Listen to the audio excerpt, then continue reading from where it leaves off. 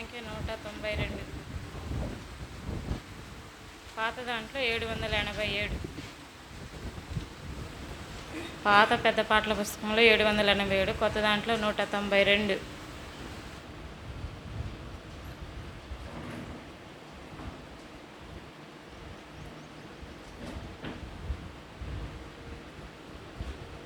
నా ప్రియుడ పాప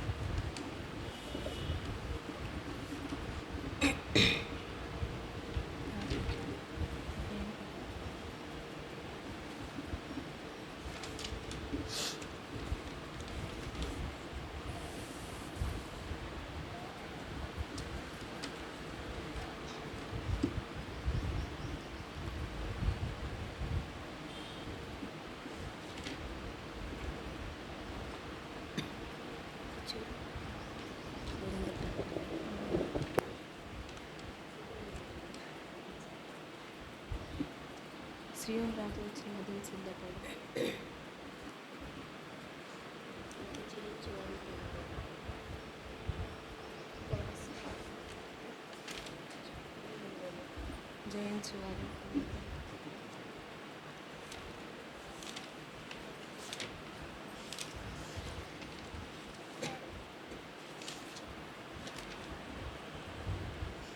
చాలా హ్యాపీస్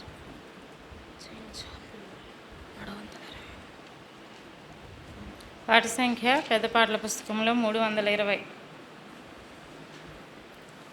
పాట సంఖ్య 320, పాత దాంట్లో 715.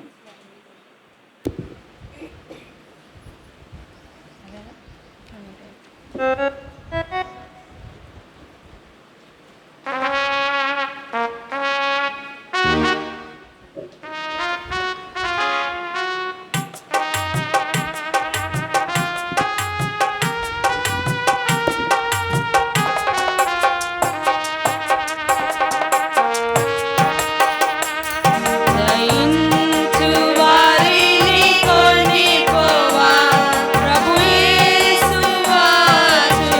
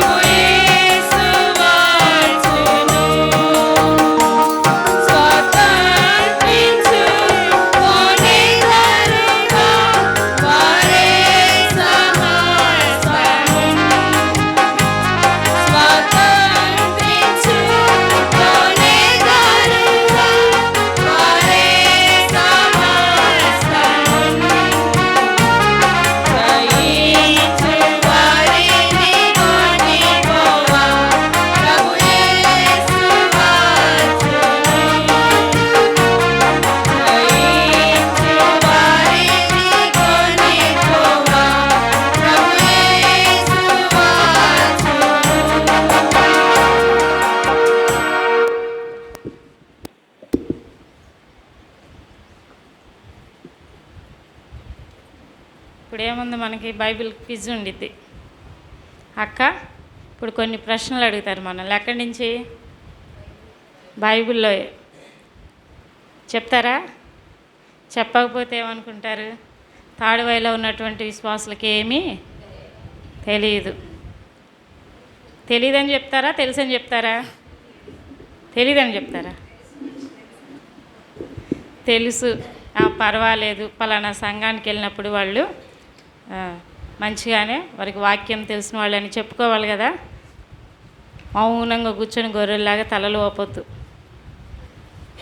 సరేనా?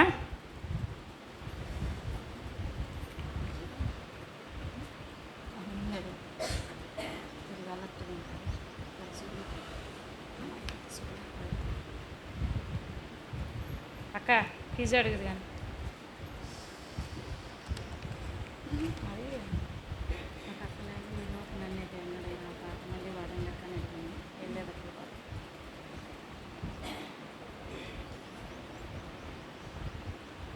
అలర్ట్గా ఉన్నారు అందరూ. ఎవరిలో సంతోషమేం కనపడట్లే. కనపడుతుందా? ఇప్పుడు కొంచెం నవ్వుతున్నారు. లేకపోతే ఏందబ్బా ఇంటి దగ్గర హాయిగా తిని పడుకునే వాళ్ళం ఇక్కడ తీసుకొచ్చి కూర్చోబెట్టారు అనుకుంటున్నారా? సంతోషంగానే ఉన్నారు కదా. మంచి సంతోషం కనపడట్లే, ఎందుకంటే ఇప్పుడు దాకా కనపడ్డారు. క్విజ్ అడిగి దక్క ఆడంగానే అందరూ భయం వేసిందా?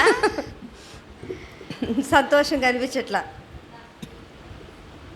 పెద్ద ఏం అడగదు, చిన్నయ్యే అడుగుతుంది. రెడీనా? బా చాలు, ఒక్కళ్ళన్నా రెడీ అంటే చాలా సంతోషం. సంఘం మొత్తం రెడీగా ఉన్నట్టే. కాకపోతే కొంతమంది మనసు రెడీ అనుకున్నారు, కొంతమంది బయటికి రెడీ అన్నారు. సరే, నేను నశించదను ఎవరు చెప్పారు ఆ మాట?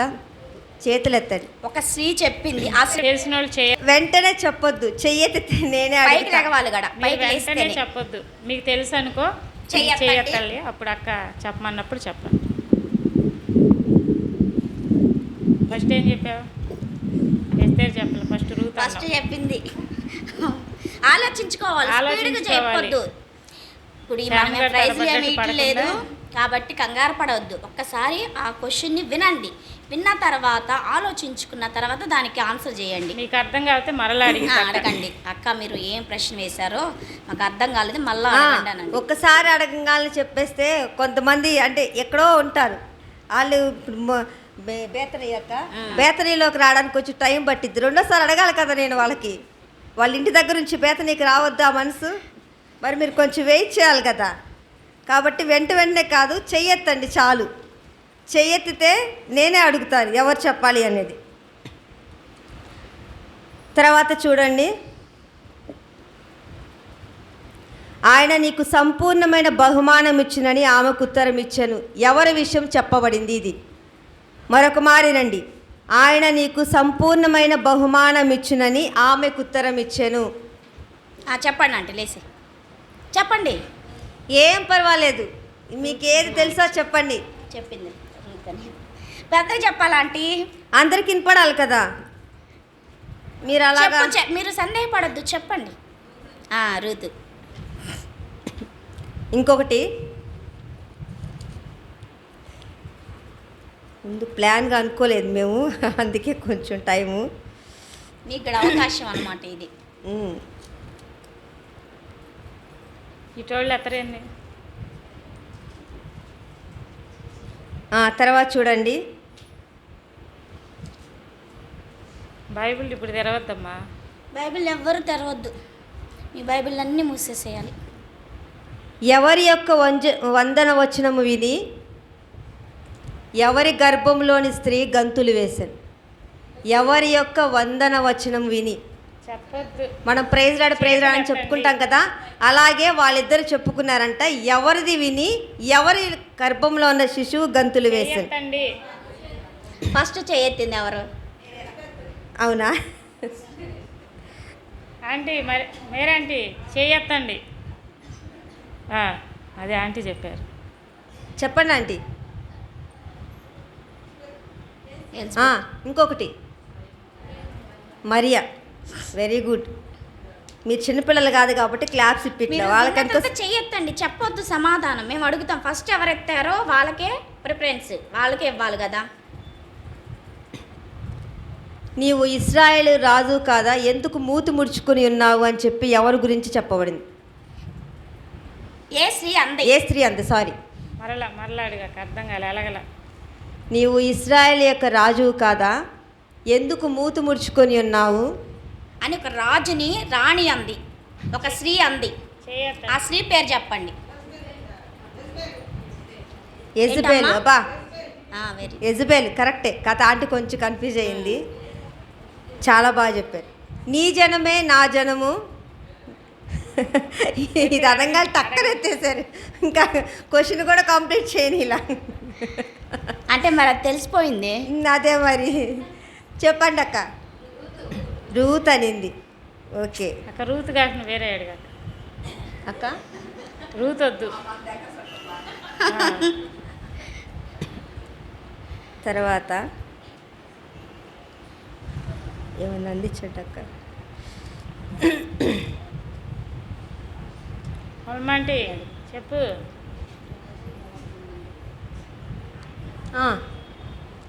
నేను ఉదయం చెప్పింది విన్నారు కదా, నిజంగా ఇక్కడ విన్నారా? అందరూ అక్క ఉదయం ఇప్పుడు తెలిసిద్దిలే నాకు, విన్నారో లేదో ఇప్పుడు చెప్తాను నేను. నేనే చెప్తా. ఎవరు ఆమెను ధన్యురాలందురు, ఎవరు ఆ స్త్రీని ధన్యురాలు అని చెప్తారు?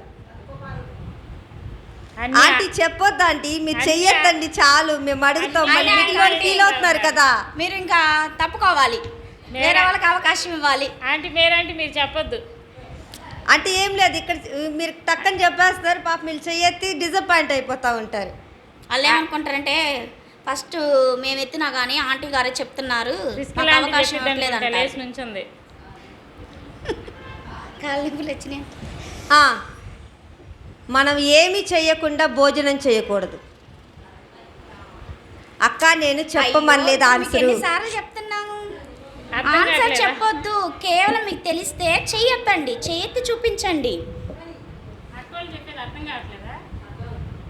తెలిస్తే ఇంగ్లీష్లో చెప్పనా లేతే పక్కలనే అడుగుతారు అక్కోళ్ళు. తెలుగులో అర్థం కాకపోతే ఇంగ్లీష్లో చెప్పమంటే చెప్తా. మరి అంతే కదా, ఇన్నిసార్లు తెలుగులో చెప్పినా కూడా మరి అదే చెప్పాలి. లేకపోతే హిందీలో కూడా చెప్పి హడావుడి పడొద్దు. అందుకే నేను చెప్పా, ఆలోచించండి, ఆలోచించి మీ చెయ్యి ఎత్తి చూపించండి, అప్పుడు మేము అడుగుతాం, చెప్పొచ్చు. చెప్పారు ఆన్సరు? కాదు, తప్పు. ఇంకా ఛాన్స్. Very good. సరే, భూమి మీద చిన్నవి ఎన్ని ఉన్నాయి? మిక్కిలి చిన్నవి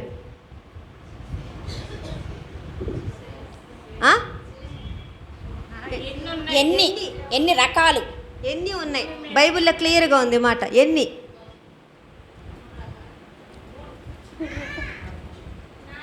నాలుగు. Very good. ఏంటో చెప్తావా? ట్రై చేయి. లే,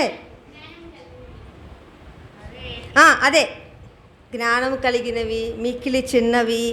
ఏంటయ్యి? చీమలు,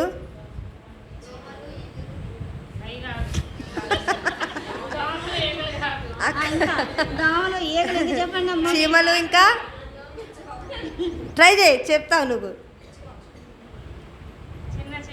చిన్న కుందేళ్ళు ఒకటి అందించా. ఇంకా బైబిల్లోవే చెప్పాలి, దేవుడు క్లియర్గా రాయించి పెట్టాడు.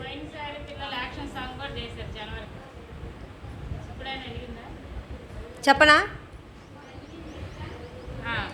బల్లి, మిడతలు. Very good. చీమలు, చిన్న కుందేళ్ళు, బల్లి, మిడతలు.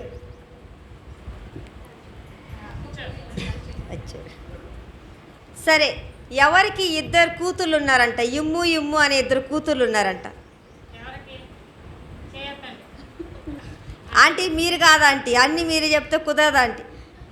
ఎవరికో ఇమ్ము ఇమ్ము అని ఇద్దరు కూతుళ్ళు ఉన్నారంట. ఆంటీ చెప్పండి ఆంటీ. జలగకి. బాగా చెప్పారు, వెరీ గుడ్. చాలును అననివి ఎన్ని కలవు? చాలే అని తృప్తి పడవంట.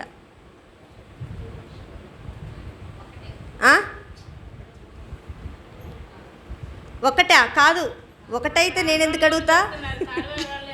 ఒకటైతే అడగను. చెప్పాలి. ఒక్కసారి ట్రై చేయండి. ఆలోచించండి.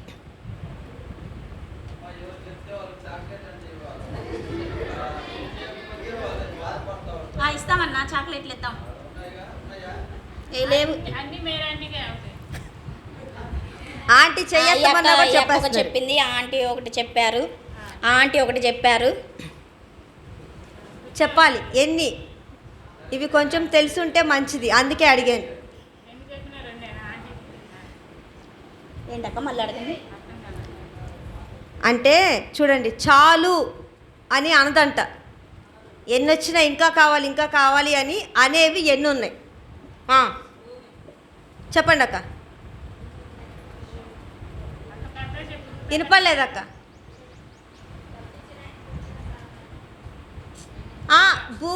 సరే, బైబిల్లోది చెప్పాలి.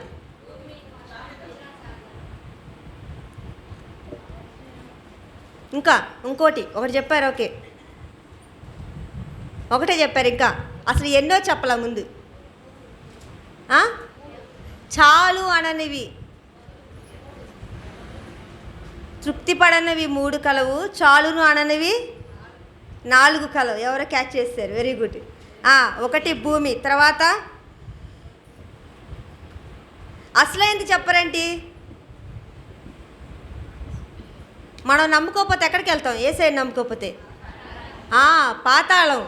పాతాళం ఎంతమంది వచ్చినా రండి రండి అంటూనే ఉంటుందంట. తర్వాత ఎవరో చెప్పారు, ఆన్సర్ వచ్చింది ఒకటి. ఏంటి? అది కాదక్క. కాదు కాదు, ఎక్కడో చెప్పారు అక్క, వినిపించింది నాకు. భూమి, పాతాళము, మనసు కాదు. ఏం చెప్పింది చెప్పాలి. అగ్ని, ఎవరో చెప్పారు, ఆ మాట వచ్చింది. విన్నా నేను, అందుకే చెప్పింది అగ్ని. ఇంకోటి కణాని గర్భం. అర్థమైందా? కణాని గర్భం. ఈ 4 చూడండి. చాలు అననివి 4, తృప్తి పడనివి 3. వాటిల్లో ఏంటంటే పాతాళం, ఎంతమంది అయినా సరే కావాలి కావాలి అంటది. నెక్స్ట్ కణని గర్భం, నీరు చాలును అనని భూమి, తర్వాత అగ్ని. ఎన్ని వేసినా కాలిపోతూనే ఉంటాయి. అందులో మిగిలేదు మళ్ళీ బూడిద, ఎంతే మిగిలిదు మనం ఇన్ని వేసినా కూడా. చాలు అందంట. ఎవరితో కాపురం ఎడతెగ కారని ముసురు నీళ్ళ వల్లే ఉంటుందంట. ఎవరితో కాపురం చేస్తే ఎడతెగక కారే ముసురు నీళ్ళ వల్లే ఉంటుందంట. ఆంటీ ఆంటీ అసలు మిమ్మల్ని ఇంకా తీసేస్తున్నాం. అయితే ఆంటీ వెనక్కి పంపించేయండి. ఆంటీ మిమ్మల్ని తీసేస్తున్నాం. మీరు టక్కని చెప్పేస్తే వాళ్ళు ఆలోచించుకోవడానికి కూడా మీరు టైం ఇవ్వట్లా. ఓకే, మీరు మీరు వెంటనే చెప్పేస్తే ఎలాగంటీ? వాళ్ళు ఆలోచించుకోవడానికనే టైం కావాలి కదా. అట్లా అడగండి. లేకపోతే దీన్ని డివైడ్ చేయాల్సింది, ఇటు సగం అటు సగం అన్నట్టు. అవును, నిజమేనక్క, పోటీ ఉండేది అప్పుడు.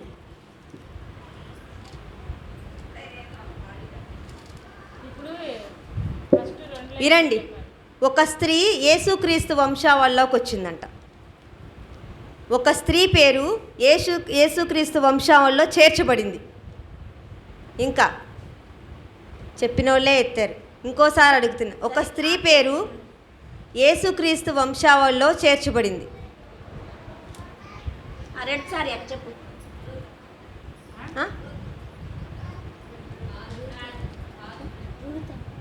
కాదు, ఇంకా అక్క మీరు కూడా ఎత్తారు, చెప్పండి అక్క, మీరు చెప్పండి. ఋతులోనే ఉందంతా. నేను చదువుతా వినండి.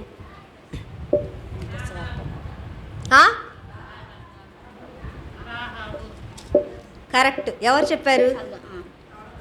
రాహాబు వేశ్య ఆ మాట చెప్తే టక్కని చెబుతారని నేను ఆ ఒక్క మాట స్కిప్ చేసి అది చెప్పాను.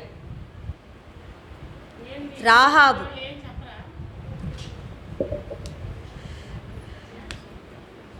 తర్వాత ఒక ఆమె పిల్లల్ని తీసుకొచ్చి ఒకళ్ళు కుడివైపున ఒకళ్ళని ఎడం వైపున కూర్చోబెట్టుకోమని అడిగింది.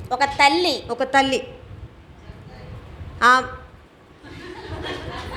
ఆంటీ ఇంకా నేను రెండోసారి అసలు క్వశ్చన్ కూడా ఇంకా స్టార్ట్ చేయలేదు.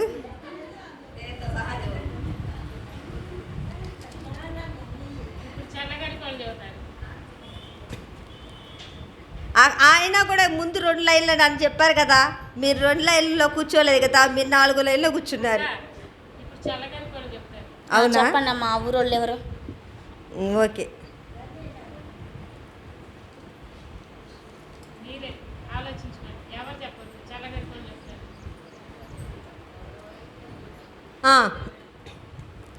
ఇది నిజమా అన్నప్పుడు అవ్వతోటి ఎవరైనా సర్పం అంటది కదా, ఇది నిజమా అని చెప్పి ఒకటి అనింది, ఈ తోట చెట్ల ఫలం ఇదే దేన్నైనా తినకూడదా అని అడుగుతుంది. అడిగినప్పుడు దేవుడు చెప్పని ఒక పదాన్ని చెప్పింది హవ్వ. అర్థమైందా?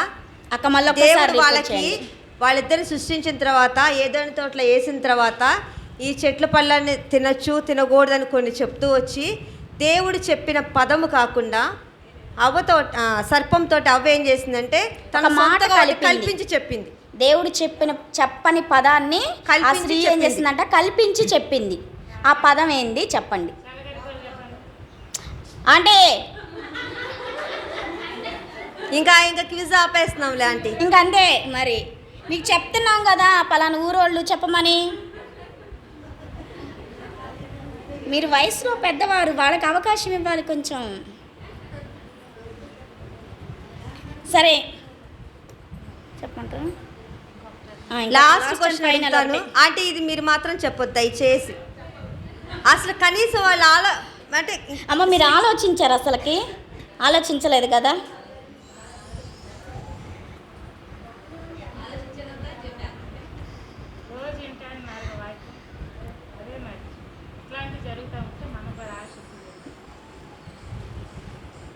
సరే ఏమి బాధపడిన అవసరం లేదులే, ఫస్ట్ టైం కదా. ఈసారి వచ్చినప్పుడు మంచిగా బాగా చెప్పండి, సరేనా?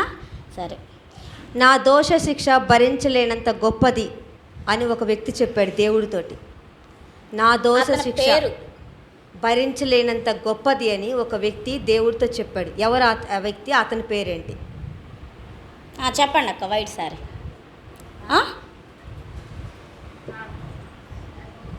నా దోష శిక్ష ఆంటీ చెప్పరా ఇప్పుడు?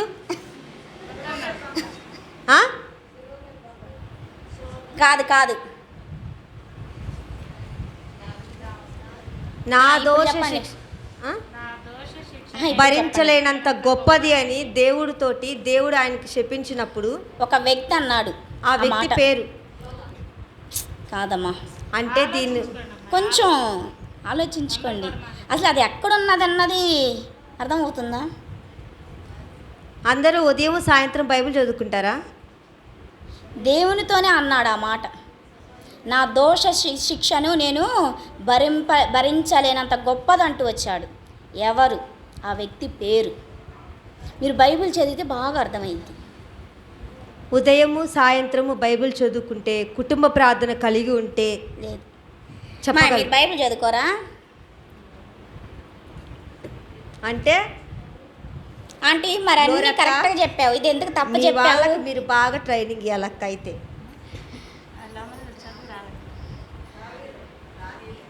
కాదు అసలు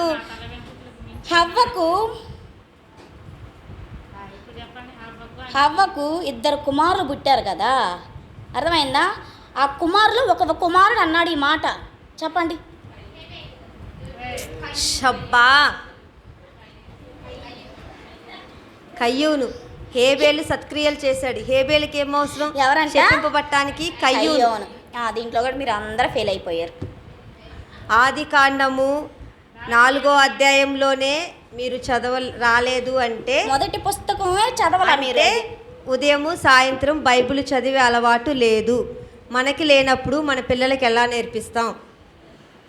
ఖచ్చితంగా దయచేసి ఈ రోజు నుంచి ఉదయము సాయంత్రం బైబిల్ చదువుకొని, నాకు చదువు రాదక్క అంటే మీ పిల్లలకి చదువు వచ్చి ఉంటుంది, కూర్చోబెట్టండి. వాళ్ళతోటి 2 వచనాలు 3 వచనాలు చదివించుకోండి.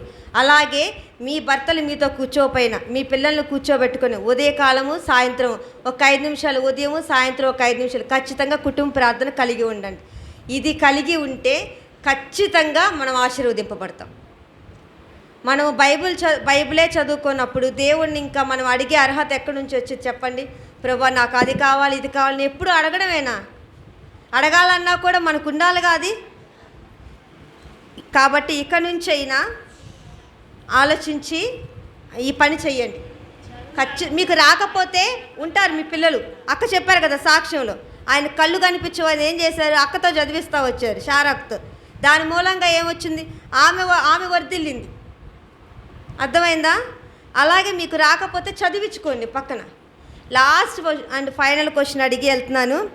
ప్రార్థన చేయడం అనేది ఏ కాలంలో ఏ అధ్యాయంలో ఆరంభమైంది? మళ్ళీ ఒకసారి.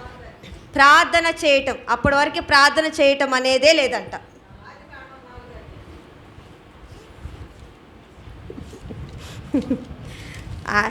రానప్పుడేమో తలకాయ వంచేసుకుంటున్నారు. చెప్పండి ఆంటీ అంటే కూడా తల ఎత్తట్లేదు. లేకపోతేనే క్వశ్చన్ కంప్లీట్ అవ్వకుండానే చెప్పేస్తున్నారు. ఎట్లా ఆంటీ? సరే ఆంటీ, ఎవరు స్టార్ట్ చేశారు ప్రేయరు?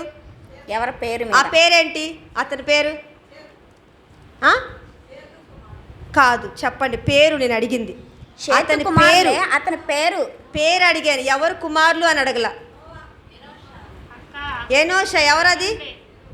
ఎవరో చెప్పారు. వేరే అమ్మ పోనీలే, అదన్న వేరే వాళ్ళు చెప్పారు. ఎనోష కాలంలో మొట్టమొదటగా ప్రార్థన చేయటం ఆరంభమైంది. ఎనోష. కాబట్టి మనకు ఆశీర్వాదం ఏంటంటే 2 వచనాలైనా సరే, మీరు పనులకు ఉదయాన్నే వెళ్ళిపోయేటప్పుడైనా అన్నం కూర వండుకుండా వెళ్ళాం కదా, మనం పిల్లలకి బాక్స్ కట్టకుండా వెళ్ళాం కదా, మీరు బాక్స్ తీసుకోకుండా వెళ్ళరు కదా, అదంతా 1-2 గంటలు పట్టిద్ది. 5 నిమిషాలు మీకు రాకపోతే చదివించుకోండి. ఇంకొక 5 నిమిషాలు కుటుంబ ప్రార్థన చేసుకోండి ఉదయం సాయంత్రం. అది అలవాటు చేసుకుంటే ఎందుకంటే మనకే అలవాటు లేకపోతే మన పిల్లలకి మన పిల్లలకు అలవాటు చేయకపోతే వాళ్ళ పిల్లలకు అలవాటు చేయగలరా? కాబట్టి ఈ రోజు నుంచి ఆ తీర్మానం చేసుకొని ఉదయం సాయంత్రం బైబిల్ చదవటం అలవాటు చేసుకోండి. ఓకేనా? మేమంతే చిన్నప్పటి నుంచి కూర్చోబెట్టానండి ఫ్యామిలీ ప్రేయర్లో, తెలుసా? ఖచ్చితంగా బైబిల్ చదివితేనే వాళ్ళకి ఒప్పుకో. అట్లా ఉంటేనే రోజులు భయంకరంగా ఉన్నాయి. ఒక్కమారు తీర్మానం చేసుకోండి పూట. సరే, మీ అందరికీ బాధపడొద్దులే, సరేనా? ఎవరేం బాధపడొద్దు, మీకు తెలియదు కాబట్టి ఫస్ట్ టైం అడిగారు అక్క. సరే మంచిదే, ఆంటీ గారు చక్కగా సమాధానం చెప్పారు అన్నిటికీ. ఈసారి కొంచెం బాగా మీరు బైబిల్ చదివితే బాగా అర్థమవుతుంది. ఈసారి ఏదో బాధ పెట్టాలని కాదు, తెలుసుకోవాలని. బైబిల్ చదువుతున్నారా లేదా అని మీకు ఈసారి మేము క్వశ్చన్ వేయకూడదు. సరే, మీ అందరికీ చాలా వందనాలు. మమ్మల్ని బాగా ఆదరించారు, మంచిగా చూసుకున్నారు. మా గురించి ప్రార్థనలో జ్ఞాపకం చేసుకోండి. మేము బయలుదేరుతాము కొంచెంసేపట్లో. చాలా వందనాలు మీ అందరికీ.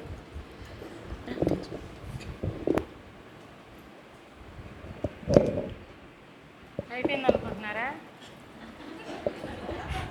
అయిపోలే, వాక్యం ఉంది మళ్ళీ.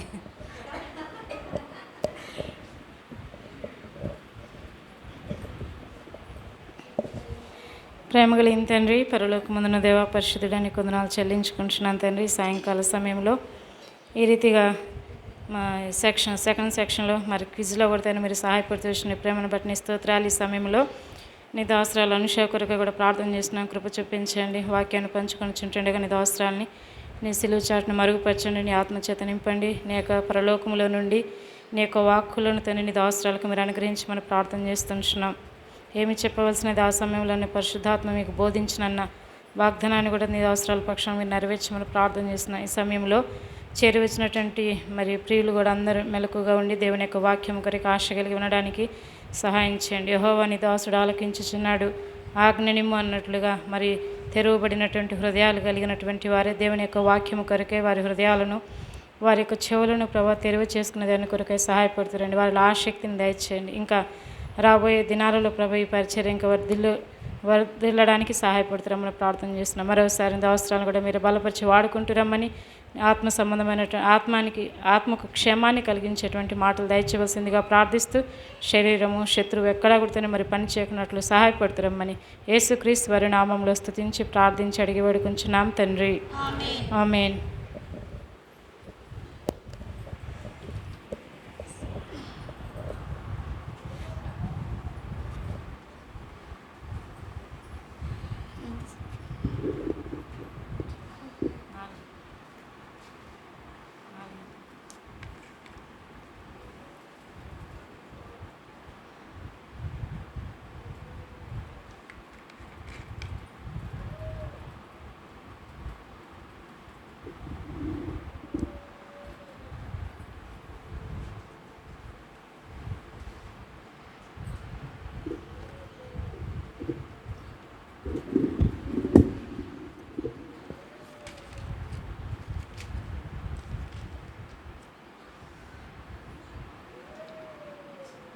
సరే, ఉదయం నుంచి ఎంతో ఓపికతో కూడా మీరందరూ కూడా చక్కగా దేవుని మందిరంలో దేవుని వాక్యాన్ని వింటూ వచ్చారు.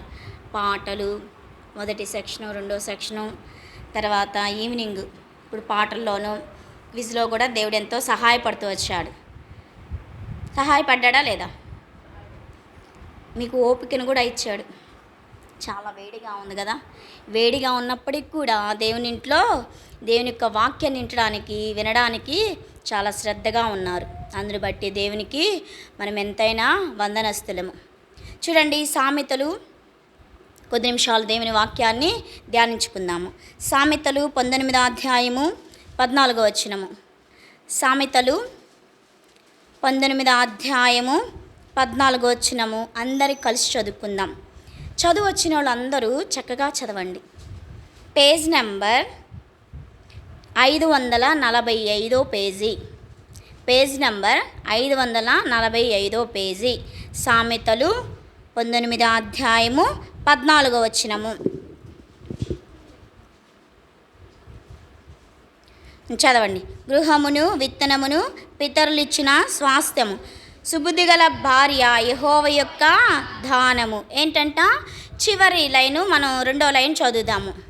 సుబుద్ధి గల భార్య యెహోవా యొక్క దానము. మనం ఎవరమంట?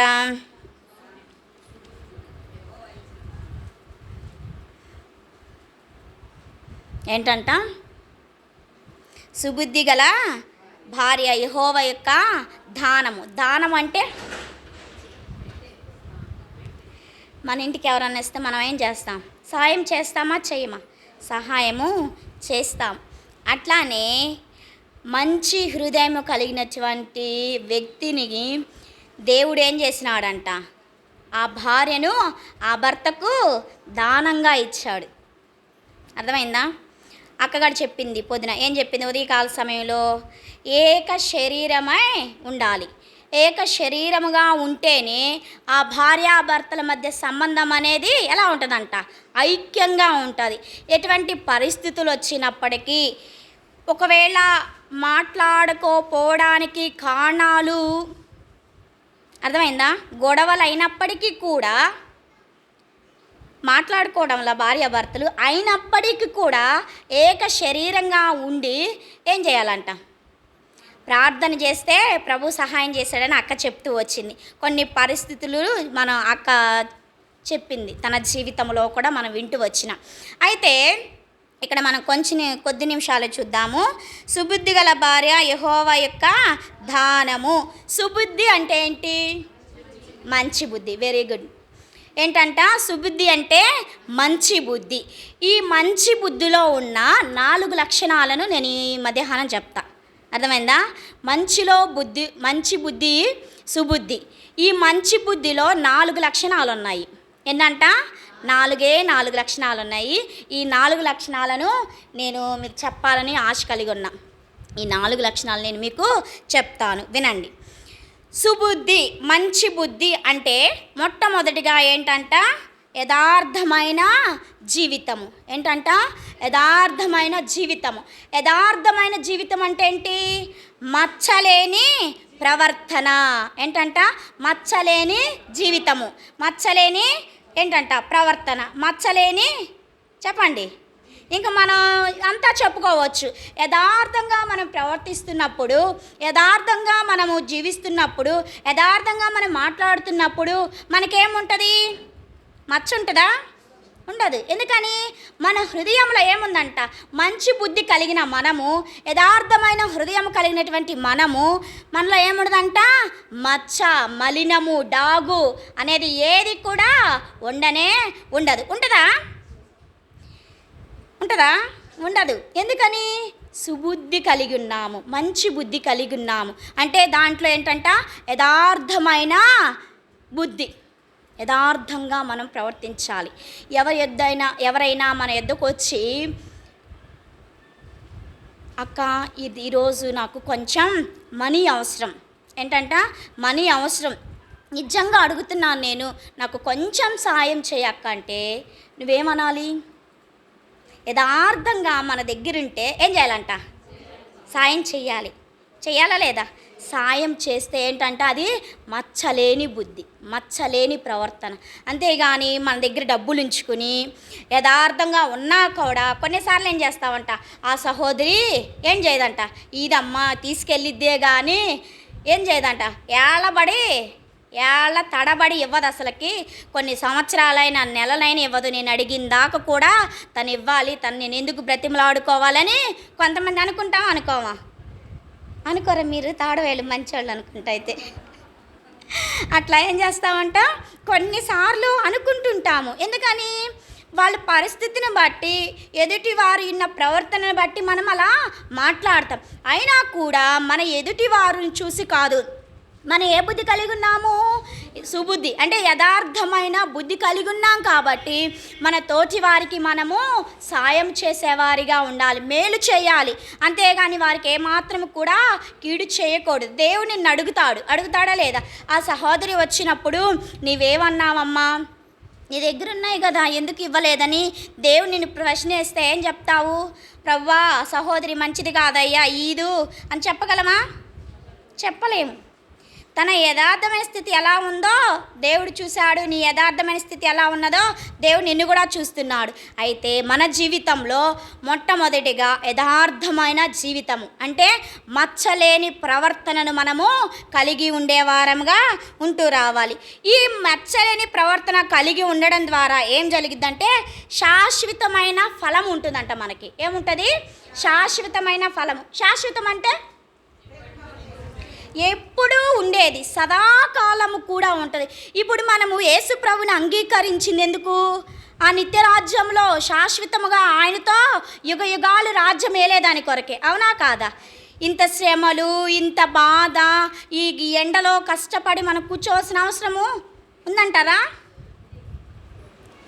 ఆ నిత్యరాజ్యంలో ఉండాలంటే ఇది అవసరమే, ఈ శ్రమలు పడాలి. అయితే ఇవి కొన్ని భౌతికంగా కొన్ని సంవత్సరాలు మాత్రమే అనుభవిస్తాము. ఇవి కూడా అనుభవించకపోతే ఆ యుగములు ప్రభుతో మనము ఏలలేము. వెళ్తామా?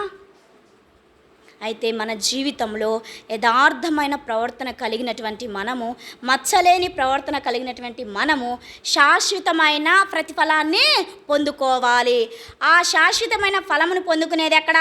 పరలోకములో దేవునితో కూర్చుండి, దేవుని యొక్క సింహాసనముతో కూర్చుండి, ఆ సింహాసనం మీద మనము కూడా ఆయనతో పాటు ఏలేవారముగా ఉంటూ వస్తున్నాం. వెళ్తామా? వెళ్తాము. అందుకనే ఏంటంట, దేవుని కొరకు ఎన్ని శ్రమలు వచ్చినా, ఎన్ని నిందలు వచ్చినా, ఎన్ని అవమానాలు వచ్చినా కూడా మనం ఏం చేయాలంట? నిలబడాలి. సాతానుడు ఎన్నో తెస్తాడా? తేడా. పిల్లల ద్వారా తెస్తాడు, భర్త ద్వారా తెస్తాడు, ఇంటిలో అత్త ద్వారా తెస్తాడు. ఒక్కోసారి మనల్ని కూడా శోధిస్తూ ఉంటాడు. శోధిస్తాడా? శోధిస్తాడు. నువ్వు బాగాలేదు కదా, ఇప్పుడు నీకు అవసరం లేదులే, పడుకో అంటాడు. అట్లా ఎన్నో ఏం చేస్తాడంట? శోధిస్తూ వస్తాడు. మన యథార్థ జీవితానికి ఏం చేస్తాడంట? మచ్చను తెచ్చేవాడిగా ఉంటూ వస్తాడు. అయితే ప్రభువు కోరుకుంటున్నది ఏంటంటే మచ్చలేని జీవితం. ఆ మచ్చలేని జీవితం ద్వారా మనకేం కలుగుతుందంట? శాశ్వతమైన బహుమానము కలిగేదిగా ఉంటూ వస్తుంది. శాశ్వతమైన ప్రతిఫలాన్ని, శాశ్వతమైన బహుమానం పొందుకోవాలని దేవుడు కోరుకుంటూ వస్తున్నాడు. చూడండి, సామెతలు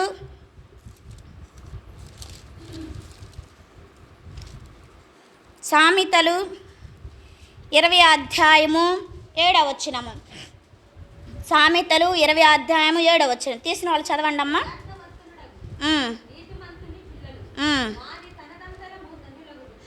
ఏంటంట? యథార్థవర్తనుడగు నీతిమంతుని పిల్లలు వాని తనదంతరము ధన్యులగుదురు. ఏంటంట? యథార్థునికి ఏముందంట?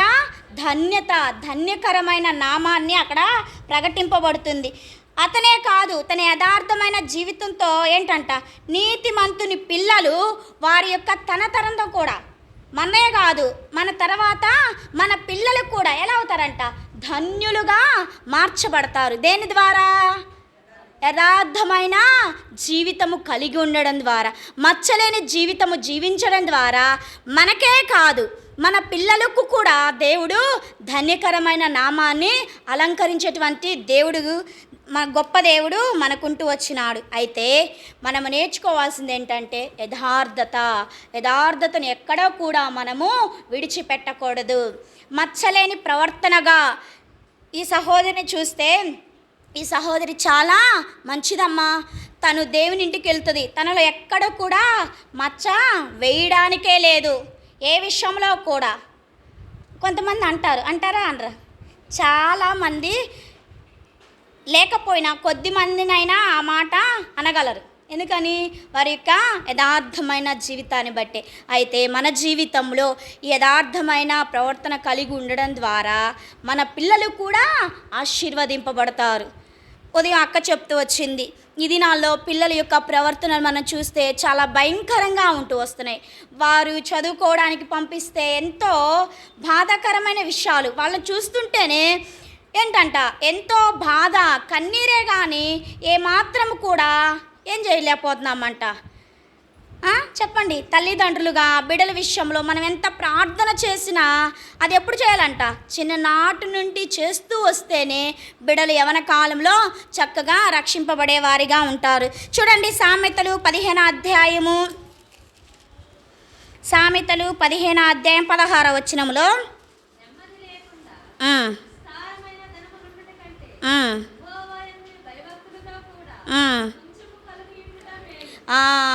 చూడండి ఏంటంట? నెమ్మది లేకుండా ఎంత ధనమున్నా ఏంటంట? ఎంత ధనం ఉంటే ఉపయోగం ఉంటుందా? ఏ మాత్రం ఉండదు. యథార్థముగా యెహోవా యందు భయభక్తులతో కూడా కొంచెం కలిగి ఉండట చాలా శ్రేష్టము, చాలా మేలు. అవును కదా? మనకి ఉన్న దాంట్లో తిని తృప్తిగా ఉండడం మేలా, అప్పు తెచ్చుకొని వండుకొని తృప్తిగా తినడం మేలా? అవును కదా? మనకున్న దాంట్లో పచ్చడి వేసుకొని కొంచెం మజ్జిగ పెరుగు వేసుకుని తింటే సంతోషం, ఎవరు మనల్ని అడగరు. అంతేకాని లేకుండా వేరే చోటకి వెళ్ళి రోజు తినడానికి లేదు, కూర వండుకోవడానికి లేదని చెప్పేసి నువ్వు ఒక 1000 రూపాయలు ఇయ్యి, నువ్వు ఒక 500 ఇయ్యి అని చెప్పేసి వేరే చోట తెచ్చుకొని వండుకుంటాము. వండుకుంటాం? కూరగాయలే సరే కూరగాయలే వండుకుంటాం, లేదా చికెనో చేపలో వండుకుంటాము, తింటాము, సంతోషంగా ఉంటుంది. కానీ తర్వాత ఏముంటుంది? నెమ్మది ఉంటుందా? అయ్యో అక్క దగ్గర తెచ్చానే డబ్బులు, తను అడుగుతుంది, తనకి ఇవ్వాలి. చూడండి, నెమ్మది లేకుండా ఎంత ధనం ఉన్నా, ఎంత చక్కగా తినినా కూడా ఉపయోగము ఏమను. అందుకే యథార్థముగా యెహోవా యందు భయభక్తులు కలిగి కొంచెము కలిగి ఉన్నటయే మేలు. ఇదండి ధన్యత.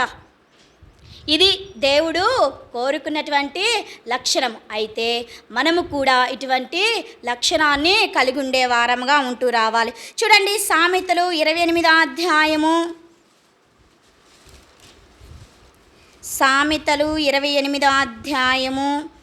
6వ వచనం.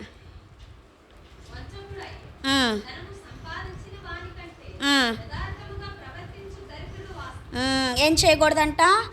వంచకుడే అంటే మోసము చేసి ధనము సంపాదించుట కంటే యథార్థంగా ప్రవర్తించు దరిద్రుడు గొప్పవాడు. అర్థమైందా? ఈ మాట చాలా విలువైనది, చాలా మీ హృదయంలో భద్రం చేసుకోవచ్చు. ఏంటంట? వంచకుడై అంటే మోసగాడై ప్రజలను మోసగించి డబ్బు సంపాదించుకున్న వానికంటే యథార్థముగా ప్రవర్తించు దరిద్రుడు వాసి, అటువంటి వాడు శ్రేష్ఠుడు. తనలో ఏముందంట? వంచన లేదు, మోసము లేదు, ఏముంది? యథార్థత ఉన్నది, మచ్చలేని జీవితం ఉంది. ఆ మచ్చలేని జీవితం ఉండడం ద్వారా తను శాశ్వతమైన ప్రతిఫలానికి అర్హుడుగా ఉంటూ వచ్చినాడు. యథార్థంగా ప్రవర్తించడం ద్వారా తను మాత్రమే కాదు, తన పిల్లలు, తన తనాంతరము కూడా ధన్యకరంగా ఆశీర్వదింపబడుతూ వస్తున్నటువంటి స్థితిని మనము చూస్తూ వస్తుంటున్నాం. అయితే నెమ్మది లేకుండా ఎంత ధనము సంపాదించుకున్నా ఉపయోగము ఏముండదు. అందుకే యథార్థత కలిగి కొంచెములోనైనా దేవుని యందు భయభక్తులు కలిగి ఉండడం చాలా ఆశీర్వాదకరం, చాలా అది ఎంతో దీవెనకరంగా ఉంటూ వస్తున్న పరిస్థితిని మనం ఇక్కడ చూస్తూ రావచ్చు. అయితే మన జీవితంలో ఎక్కడ కూడా ఇతరులను ఏం చేయకూడదంట? మోసము చేయకూడదు. చేయొచ్చా? మోసం అనేది చాలా తప్పు. మన జీవితంలో రక్షింపబడిన బిడ్డలము మీరందరూ కూడా ప్రభు శరీరంలో, ప్రభు రక్తంలో పాలు పొందేవారేనా? మరి అటువంటి వారు మీ మోసం చేయొచ్చా? చేయకూడదు. ఎందుకని? ప్రభువు మనల్ని చూస్తున్నాడు. ప్రభువుకు దినాన మనల్ని లెక్క అడుగుతాడు. ఆయన లెక్క అడిగినప్పుడు మనము ఆయనకు సమాధానం చెప్పాలి. సమాధానం చెప్పాలంటే ఈ వంచన, ఈ మోసము, ఈ నెమ్మది లేకుండా ధనం సంపాదించుకుని ఉంటే హృదయంలో ఏముండదు, నెమ్మది ఉండదు, శాంతి ఉండదు, సమాధానం ఉండదు. ప్రభు మన లెక్క ఓపెన్ చేసినప్పుడు ఏం చేస్తామంట? తలను దించుకుంటాం. ఎందుకని? ఇట్టి స్థితిలో మనము లేము. దేవుడు యథార్థమైన జీవితాన్ని కోరుకున్నారు, కానీ మనం యథార్థత లేకుండా ఉంటే దేవునికి మనము ఏ సమాధానము చెప్పలేం. అప్పుడు ఏం చేస్తామంట? సిగ్గుతో తల దించుకుంటాం. కానీ దేవుడు కోరుకునేది ఏంటంటే ప్రభుని సిగ్గులేని ముఖమాని వలె ఎదుర్కొనేవారిగా ఉండాలి. ఏంటంట? ఏ మచ్చ, మలినము, డాగు లేకుండా నా బిడ్డలను నేను ఎలా అయితే ఉండాలని కోరుకుంటూ వచ్చినానో, ఎలా అయితే నా బిడ్డలు నాతో సహవాసము కలిగి ఉంటున్నారో, నేను ఏ రీతిగా ఆ బిడ్డలను మలుచుకుంటూ వస్తున్నానో ఆ రీతిగా ఆ బిడ్డలు కూడా నేను కోరుకున్న రీతిలో ఆత్మీయంగా దినదినము ఎదుగుతూ ఉండాలని దేవుడు ఇష్టపడుతున్నటువంటి పరిస్థితిని మనము చూస్తూ రావచ్చు. అయితే మన జీవితంలో యథార్థముగా ప్రవర్తించాలి. యథార్థంతో ప్రవర్తించినప్పుడు ఏ కొదువ ఉన్నప్పటికీ కూడా దేవుడు మనల్ని ఏం చేస్తాడంట? ఆశీర్వదిస్తాడా లేదా? ఒకవేళ ఆ దినానికి లేకపోయినా మనం దరిద్రములుగా వాసిగా ఉన్నప్పటికీ కూడా ఆ దినమునకు కావాల్సినవి దేవుడు మనకి సమృద్ధిగా అనుగ్రహిస్తాడు. ప్రభు యొద్దకు వచ్చి ప్రభు పాదాలను పట్టుకుని, ప్రభువా నా ప్రార్థన ఆలకించు, ఈ దినమునకు నాకు తినడానికి తిండి లేదు, ఈ దినమునకు నా పిల్లలకు ఫీజు కట్టడానికి డబ్బులు లేవు, ఈ దినమునకు నాకు కావలసిన ప్రతి నిత్య అవసరతలు కూడా నీవు నాకు ఇవ్వు ప్రభువా అని మనం ప్రభు యొద్దకు అడిగితే దేవుడు తప్పక ఇస్తాడా? ఇవ్వడా? మన దేవుడు ఇచ్చే దేవుడు. ఎంత మంచి దేవుడు! అన్యాయస్తులైన న్యాయాధిపతి యొద్దకు ఎవరు వెళ్ళిందంట? ఒక విధవరాలు వెళ్ళి ఏం చేసిందంట? మాటి మాటికి గోజాడు అడుగుతుంది. అయితే అన్యాయస్తుల న్యాయాధిపతి ఏం చేసినాడు? తనలో తాను నిర్ణయం తీసుకున్నాడు. ఆ యొక్క విధవరాలు వస్తుంది, పాపం ఆ విధవరాలను మనం కరుణించాలి అని చెప్పేసి న్యాయం తీర్చాలని తనలో తాను ఆలోచన కలుగుతూ వచ్చినాడు. ఆ అన్యాయస్తుడైన న్యాయాధిపతి విధవరాలకు న్యాయం తీస్తూ వచ్చినప్పుడు మన దేవుడు న్యాయానికే న్యాయాధిపతి అయిన దేవుడు మనకి ఎంత న్యాయం చేస్తాడు? అక్కడలో ఉండి, అవసరతలో ఉండి ప్రభు యొద్దకు వచ్చి మన కన్నీటితో ప్రార్థన చేస్తే ప్రభు తప్పక మన ప్రార్థనను ఆలకిస్తాడు. అంతేగాని త్రోసివేసే దేవుడు మన దేవుడు కాదు. ఎన్ని మారులు కూడా ప్రభు యొద్దకు వచ్చి మనం పాదాలు పట్టుకుని బ్రతిమలాడతామో అన్ని మారులు ప్రభు మన ప్రార్థన ఆలకిస్తాడు. కానీ మనం ఏం చేస్తామంట? ఆయన పాదాల యొద్ద పడుతున్నారా? ఆయన పాదాల యొద్ద పడి మనము గోజాడలేకపోతున్నాం. ఆయన పాదాల యొద్ద పడి మనము అడిగి పొందుకోలేకపోతూ వస్తున్నటువంటి పరిస్థితి. అయితే యథార్థంగా ప్రవర్తించి ఏం చేయాలంట, ఆయన పాదాల యొద్దకు వెళ్ళి మనము అడిగే వారముగా ఉండాలి. అప్పుడు దేవుడు మనకేం చేస్తాడంట, సహాయము చేసేటువంటి వాడుగా ఉంటాడు. సామెతలు 11వ అధ్యాయము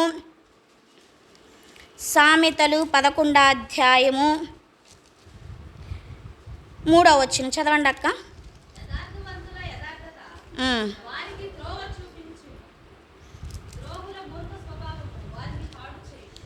ఏంటంట, యథార్థవంతుల యథార్థత వారికి త్రోవ చూపించును, ద్రోహుల మూర్ఖ స్వభావం వారిని పాడు చేయును. ఏంటంట, యథార్థంగా ప్రవర్తిస్తూ యథార్థంగా ఉంటే యథార్థవంతులు ఏం చేస్తారు, యథార్థవంతులకి త్రోవ చూపిస్తారు. అంటే యథార్థంగానే ప్రవర్తిస్తారు. ఎందుకని, మనలో ఉన్న యథార్థతను చూసి ఆ ఎదుటివాడికి కూడా మనకి యథార్థతనే చేస్తాడు. అంతేకాని మనం యథార్థంగా ఉన్న వాడు ఉన్నాడో లేడో, ఆ సహోదరి ఉన్నదో లేదని చెప్పేసి పరీక్షించడానికి ఈ మూర్ఖుడు చేసినట్టు ఏం చేస్తాడంట, పాడు చేసేవాడికి ఉంటే ఉపయోగం ఉంటుందా, ఉండదు. అయితే నమ్మిక చొప్పున ఏం చేశాడంట, యథార్థవంతుల యథార్థత వారికి త్రోవ చూపించేటువంటి పరిస్థితి. మనము కూడా యథార్థముగా ప్రవర్తించే వారముగా ఉండాలి. అంతేగాని మూర్ఖులంగా మనం ఏమాత్రము కూడా ప్రవర్తించకూడదు. మూర్ఖులుగా ఏమాత్రం మనము కఠినంగా ఉండకూడదు. యథార్థమైన జీవితము చాలా శ్రేష్టమైన జీవితముగా ఉంటూ వస్తుంది. మన జీవితంలో యథార్థత అనేది చాలా విలువైనది. చూడండి, సామెతలు 29వ అధ్యాయము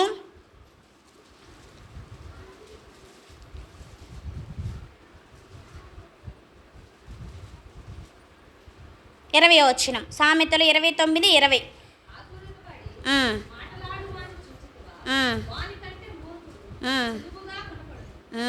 ఏంటంటే ఈ మాట అర్థమైందా మీకు?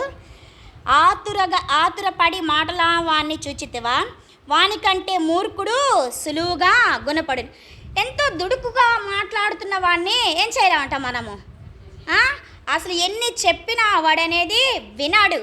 కానీ ఏం చేయాలంట, సులువుగా మూర్ఖుడినైనా మనము గుణపరచవచ్చు.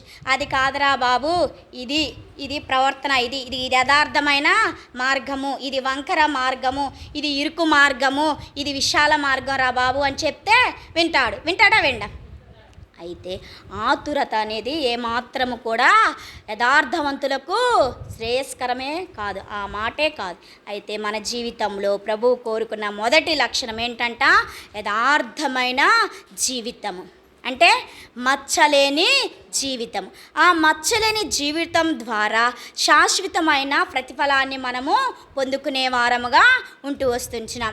ఈ మధ్యాహ్న సమయంలో మీరు కూడా ఈ శాశ్వతమైన ప్రతిఫలాన్ని పొందుకుంటారని నేను ఆశిస్తూ వస్తున్నా.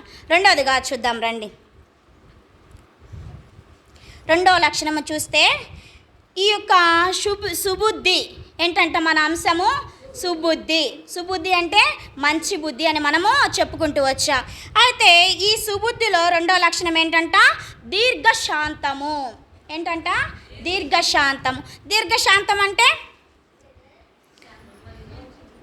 తప్పులను క్షమించడము. ఏంటంట, తప్పులను క్షమించడము. మంచిదే మీరు చెప్పింది కూడా. ఓర్చుకొనడము. ఏంటంట, ఓర్చుకోవడము. తర్వాత సహనము కలిగి ఉండడము, ఓపిక చాలా అవసరము. దీర్ఘశాంతము కలిగి ఉన్నప్పుడు మన ఎదుటివారు మనం ఎప్పుడైతే ఈరోజు నేను ఏం చేయకూడదంట, కోపపడకూడదు, నేను ఎక్కడ ఆవేశంగా ఉండకూడదు, నేను ఎక్కడ కూడా మా ఎదుటి వారిని బాధ పెట్టకూడదు అని ఎప్పుడైతే మనము ఆలోచించుకున్నప్పుడు శత్రువు ఏం చేస్తుందంట, ఆ రోజు అన్నీ తీసుకొచ్చింది. అయినప్పటికీ కూడా మనం ఎలా ఉండాలంట, దీర్ఘశాంతము కలిగి ఉండాలి, ఓపిక కలిగి ఉండాలి, వారి తప్పులను క్షమించే మనసును కలిగి ఉండాలి. ప్రభువా, నేను ఈరోజే తీర్మానం చేసుకున్నానయ్యా, నేను చాలా దీర్ఘశాంతంగా ఉండాలి, సాత్వికంగా ఉండాలి, నేను ఎవరిని తిట్టకూడదు, ఎవరిని అరవకూడదు, ఎవరి మీద కోపపడకూడదు, ఎవరిని గాయపరిచేటువంటి మాటలను నా నోట రాకూడదు ప్రభు అని చెప్పేసి తీర్మానం చేసుకున్నాను నాయన. అయితే నీవు నాకు సహాయం చేయి, నీవు నాకు తోడుగా ఉండు. ఎందుకంటే నేను మనుషుడను. చేతదవుతుందా మనకి? చేత కాదు. ఓర్చుకునే మనసు మనకుందా? క్షమించే మనసు మనకుందా? ఉంది. ఒకవేళ అర్థమైందా? ఉంది, కానీ పరిస్థితులను బట్టి ఒక్కొక్కసారి ఓర్చుకోలేము, పరిస్థితిని బట్టి తప్పులను క్షమించలేము, పరిస్థితులను బట్టి సహనము కలిగి ఉండలేము. కానీ దేవుడు కోరుకుంటూ వస్తుంటున్నాడు. ఎందుకని? మనం యథార్థవంతులము, అవునా కాదా?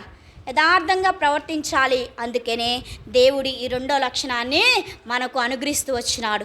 దీర్ఘశాంతము కలిగిన వారంగా ఉండాలి, తప్పులను క్షమించే వారంగా ఉండాలి. చూడండి, సామెతలు 14వ అధ్యాయము,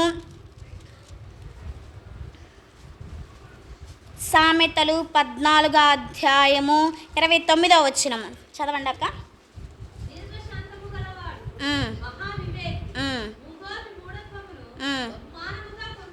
ఏంటంట? దీర్ఘశాంతము గలవాడు మహా వివేకి, అంటే చాలా జ్ఞానవంతుడు, అవునా కాదా? దీర్ఘశాంతము కలిగినవాడు ఆలోచిస్తాడు. ఎప్పుడు కూడా మనం ఆ మాట అనవచ్చా అనకూడదా? ముంగోపు ఏం చేస్తాడు? తొందరగా ఏం చేస్తాడంట? ఆ మాటను అనేయాలి, ఇంకంతే, మనసులో అది మొత్తం కక్కేయాలి, లేకపోతే పొట్ట ఉబ్బిపోయింది. అర్థమైందా? ఏంటంట? ఆ మాట అనకపోతే ఆ పొట్ట అనేది ఉబ్బిపోతుందంట, ఆ మాట అనేసేయాలి. కానీ ఈ యొక్క దీర్ఘశాంతము కలిగినటువంటి వాడు మహా వివేక్ ఎందుకు అన్నాడంటే, తను ఆలోచిస్తాడు.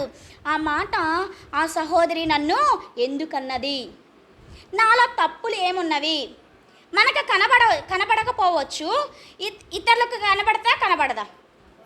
చాలా చక్కగా అయినప్పటికీ కూడా ఆలోచించే మాట్లాడాలి. అందుకే అతడు మహావివేకి, మహా జ్ఞానవంతుడుగా వ్రాయబడుతూ వస్తుంది. ఎవరి గురించి? దీర్ఘశాంతము కలిగిన వారి గురించి ఈ మాటను వ్రాయబడుతూ వచ్చింది. ఏది నిద్రపోతున్నారా? దీర్ఘశాంతం గలవారి గురించి ఈ మాటను రాస్తూ వచ్చినారు. అయితే మన జీవితంలో మనము కూడా దీర్ఘశాంతాన్ని కలిగి వివేకులుగా ఉండాలి, కానీ అవివేకులుగా ఎక్కడ ప్రవర్తించకూడదు. అవివేకంగా మనం ప్రవర్తించామంటే ఏమైపోతామంట? మనము నష్టపడిపోతాము. ఆలోచన లేకపోతే ఎన్నో తప్పులు చేస్తామా చేయమా? ఎన్నో ఇబ్బందులు పడిపోతాం. మనంతటికే మనము స్త్రీలమైనటువంటి మనము మన కుటుంబాన్ని కట్టుకోవడానికి జ్ఞానం అనేది ఎంతైనా అవసరమా కాదా? చాలా అవసరం. ఎందుకంటే భర్తను చూస్తే ఒక్కోసారి వారి మాటలు వినరు, వారు చేస్తుంటున్న పనుల విషయమై వారితో మనం మాట్లాడుతూ వస్తే వారు వినరు. ఎందుకని? నీకంటే నాకు అన్నీ తెలుసు అంటారా అనరా? మేము ముందా మీరు ముందా, మీరేంటి మాకు చెప్పేది అని అంటారు. ఎందుకని?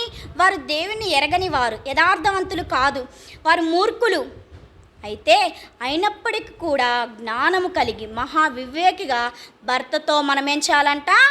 చక్కగా వారితో మాట్లాడే సంభాషణ మనము కలిగి ఉండేవారంగా ఉంటూ ఉండాలి. చూడండి, సామెతలు 16వ అధ్యాయము, సామెతలు 16వ అధ్యాయము 32వ వచనము.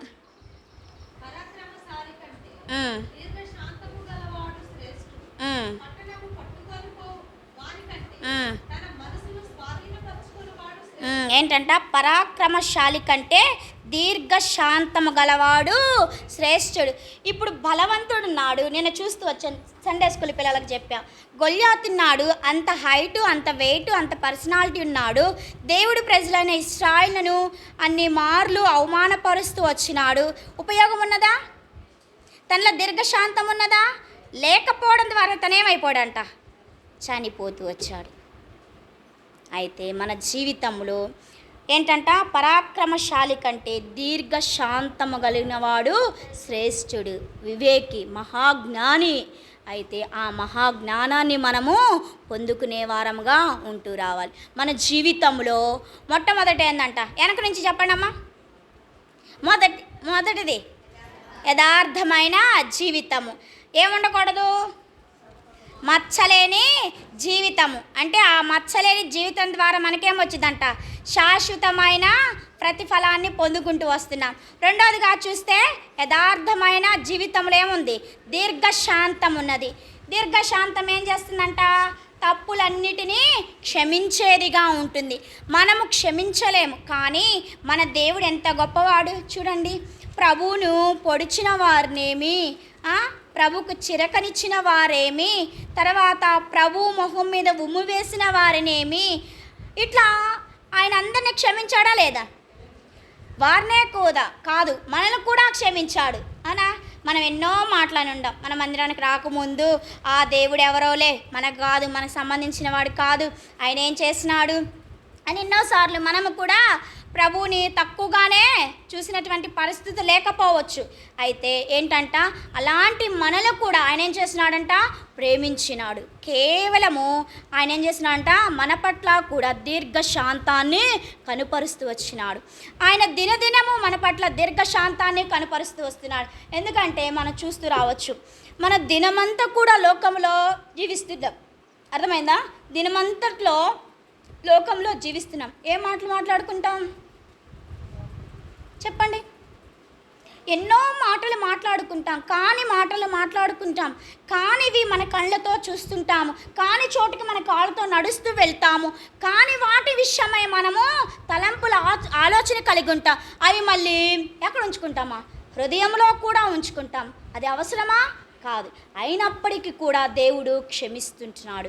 ఆయన దీర్ఘశాంతము కలిగినటువంటి దేవుడు కాబట్టి మనం ఈ రీతిగా వార పరిచర్య కలిగి ఉంటున్నాం. ఎందుకంటే రక్షింపబడిన బిడ్డలు పగలంతా కూడా ఆయా పనుల్లో ఏం చేస్తున్నారంట? మీరందరూ పనికి వెళ్తారా? పనులకు వెళ్ళాక ఏం చెప్పుకుంటాం? ముచ్చట్లు చెప్పుకుంటామా లేదా? చాలా ముచ్చట్లు చెప్పుకుంటాం. ఏమని? మరి ముఖ్యంగా ఆడవాళ్ళం అయితే ఏం చెప్పుకుంటారు? చెప్పండి. ఆ చీర భలే బాగుందే, ఈ జాకెట్ భలే గుట్టించుకున్నావు అక్క, ఎక్కడ గుట్టించుకున్నావు, ఈరోజు ఏం కూర వండుకున్నావు అనుకోమ్మా. నేను అక్క కట్టుకున్న చీర నేను కూడా కొనుక్కోవాలి, అలాంటిదే ఎక్కడ దొరికిందో చెప్పబ్బా, చెప్పొదినా, చెప్పక్క, చెప్పు చెల్లి, అట్లా మాట్లాడుతూ వస్తాము. ఎందుకని? మనకు అవే మాటలు. ఎందుకంటే లోకంలో జీవిస్తున్నాం. అందుకని లోకంలో జీవిస్తున్నాం కాబట్టి మనం ఎక్కడ లోకంతో కలిసిపోకుండా యథార్థంగా జీవించాలని మనకి మన సహవాసంలో భక్సింగ్ గారు ఇలా వార పరిచర్యను పెడుతూ వచ్చినాడు. అప్పుడు మనమందరికి కూడా పగలు చేసిన మాట అన్నిటినీ దేవుడు ఏం చేస్తున్నాడంట? క్షమిస్తూ వస్తున్నాడు. ఆ పాదాల యొద్దకు వచ్చి ఆయన అడిగితే ఆయన క్షమిస్తూ వస్తున్నాడు. ఎందుకని? ఆయన దీర్ఘశాంతము కలిగినటువంటి దేవుడు కాబట్టి ఆయన క్షమించేటువంటి వాడు. మన జీవితంలో మనము కూడా ఎలా ఉండాలంట? తప్పులను క్షమించే వారంగా ఉండాలి. అంటే దీర్ఘశాంతాన్ని కలిగి ఉండే వారంగా ఉంటూ ఉండాలి. చూడండి, ఎఫెసీయులకు రాసిన పత్రిక